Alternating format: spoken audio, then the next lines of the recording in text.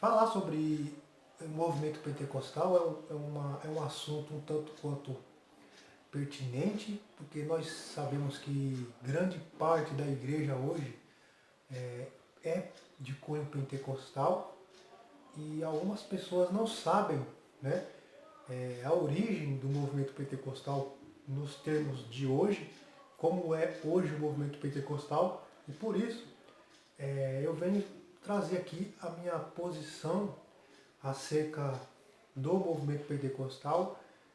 Na verdade, eu vou falar um pouquinho historicamente acerca do movimento pentecostal.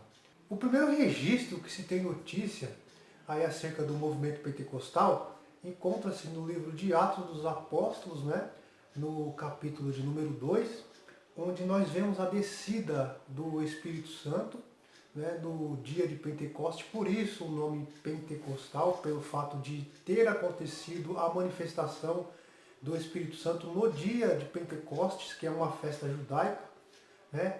E o livro de Atos, no capítulo 2, diz no versículo 1, diz assim: cumprindo-se o dia de Pentecostes, estavam todos reunidos no mesmo lugar e de repente veio do céu um som como de um vento impetuoso e encheu toda a casa onde estavam assentados.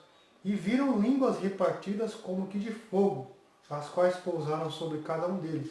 Todos foram cheios do Espírito Santo e começaram a falar em outras línguas, conforme o Espírito Santo lhes concedia que falassem.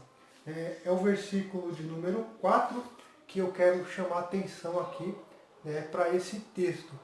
Todos foram cheios do Espírito Santo e começaram então a falar em outras línguas, conforme o Espírito Santo lhes concedia que falassem. Então, o primeiro movimento, o primeiro registro, né, sobrenatural de Deus aí acerca de Pentecoste, como nós chamamos, se encontra baseado no livro de Atos. Porém, eu preciso dizer que algumas pessoas interpretam o texto de maneira equivocada quando dizem que houve um movimento de línguas estranhas aqui no capítulo 2 de Atos. E não é isso, não foi isso que aconteceu. Cada um falava conforme a sua língua materna. E se você continuar lendo o texto, você vai ver que o texto se trata de uma língua, não língua estranha, né, mas de uma língua natural, de outros povos, de outras línguas, como o texto diz. O versículo 6, correndo aquela voz, juntou-se a multidão, estava confusa, porque cada um os ouvia falar na sua própria língua. Né? E o texto aqui, se você pegar o original aqui no grego, né, no versículo 2, no versículo 3, ou melhor, no versículo 4, né, diz assim, todos foram cheios do Espírito Santo e começaram a falar em outras línguas conforme o Espírito Santo lhes concedia. Começaram a falar em outras línguas, o texto original no grego é lalen heteros glossa, katos tu pneuma didomi, apoph tegomai, outos. E significa heteros glossa, né? Heteros glossa, falar em uma língua diferente, né, da sua língua, não é uma língua estranha. Então cada um falou na sua língua materna, na sua língua de origem. E ali foi o início da igreja, né, marcando então o dia de Pentecostes.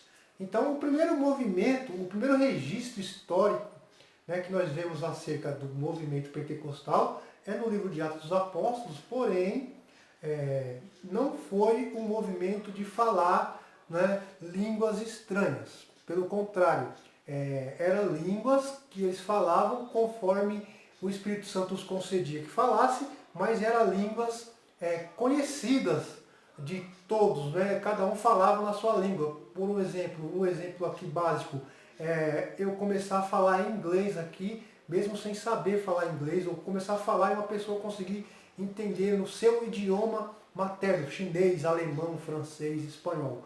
Então, o que acontece no livro de Atos é o movimento da glossa, né? Heterosglossa, falar em outras línguas diferentes daquela que eles falavam, para que o evangelho, na verdade, fosse anunciado a todos aqueles que estavam ali.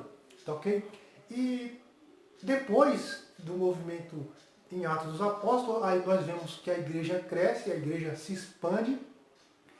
E Por volta do século II, né, no segundo século, nós vemos novamente um resquício do movimento, desse movimento pentecostal em Montano. Né? Montano era um cristão que acreditava nessa manifestação e falava ali em línguas estranhas.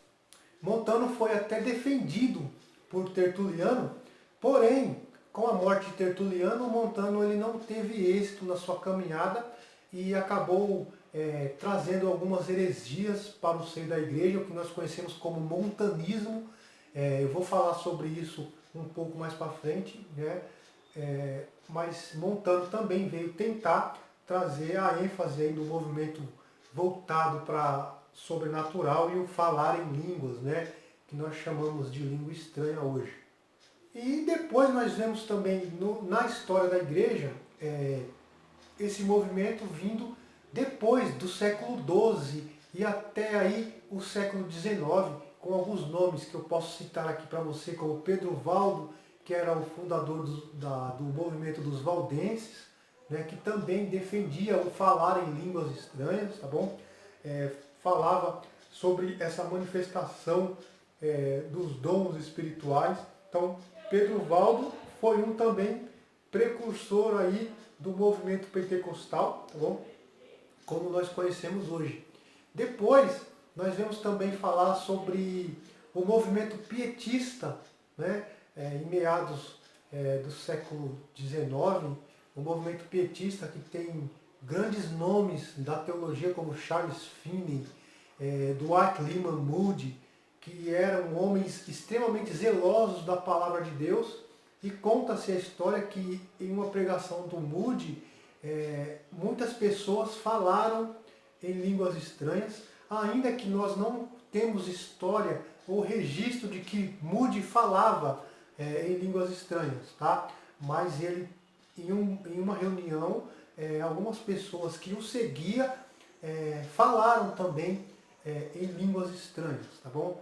Então, aí Dwight Lyman Moody, Charles Finney, depois também John Wesley, que é um grande precursor aí do movimento pentecostal também, né, e um grande defensor da doutrina arminiana. John Wesley também tinha grande influência nessa questão do movimento pietista, de buscar o sobrenatural de Deus e de buscar mais as questões espirituais, né? Então, esses nomes que foram citados aqui são nomes que prepararam aí, né, o caminho para o movimento pentecostal, quando nós conhecemos hoje, que tem, na verdade, início, o movimento pentecostal como nós conhecemos, da forma que nós conhecemos hoje, né, teve início no ano de 1900, na Rua Azusa, a famosa Rua Azusa nos Estados Unidos, onde houve um movimento, onde alguns cristãos estavam numa reunião, e ali, né, dizem que houve uma manifestação sobrenatural do Espírito Santo e todos ali foram cheios e falaram em línguas estranhas. E o grande precursor disso, o grande líder e o grande cabeça disso foi o William Seymour, né, que mais tarde veio a fundar então a Assembleia de Deus, né, e aí a gente já conhece a história do movimento pentecostal a partir do ano de 1900 na Rua Azusa. Tá? Então, o movimento pentecostal como nós conhecemos hoje tem início na Rua Azusa com William Seymour, tá? E se espalha então pelo mundo. No Brasil nós sabemos a história, chega Daniel Berg e Gunnar Wingren e fundam aqui a Assembleia de Deus no Brasil e se expande então esse movimento pentecostal. Tá? Porém, eu quero ressaltar uma coisa, que os pentecostais clássicos, eles tinham muito zelo pela palavra, muito zelo pelo Evangelho, por estudar a palavra de Deus, né? Então, esses pentecostais clássicos eu admiro e tenho todo o meu respeito, meu profundo respeito, nomes de peso mesmo, que são aí pentecostais de linha clássica, tá bom? Porém, conforme o tempo foi passando, os pentecostais foram deixando de buscar o ensinamento bíblico para buscar as experiências sobrenaturais e aí dando ênfase a muita coisa que nós vemos hoje, muito abuso, na verdade, deixando de lado a palavra de Deus para colocar em peso de igualdade a experiência particular de cada um. E aí nós vemos o movimento neopentecostal trazendo um grande dano à igreja cristã, à igreja brasileira, tá? E eu vou falar sobre o movimento neopentecostal num outro vídeo, numa outra oportunidade, tá bom? Mas basicamente é isso. O movimento pentecostal, resumindo, nós vemos o primeiro registro no livro de Atos dos Apóstolos, o movimento de falar em outras línguas que não era língua estranha, tá? O texto de Atos diz claramente que eles falavam em outras línguas, tá? Depois nós vemos alguns nomes durante a história da igreja trazendo a questão das línguas estranhas, tá ok? E o movimento pentecostal dando ali o seu veredito no ano de 1900 na Rua Azusa, encabeçada por William Seymour, tá ok? Então, basicamente é essa a história do movimento pentecostal, tá? Eu quero dar continuidade a esse vídeo mais para frente, falando sobre o movimento neopentecostal e as igrejas neopentecostais, tá ok? Então, vou ficar por aqui, um grande abraço, se inscreva no nosso canal, continue assistindo nossos vídeos, se você estiver no YouTube, se inscreva, se você estiver no Facebook, compartilhe, marque os seus amigos, porque eu tenho certeza que pode ser muito útil esse vídeo, tá bom? Então, que a paz e a graça de Jesus esteja contigo. Até a próxima.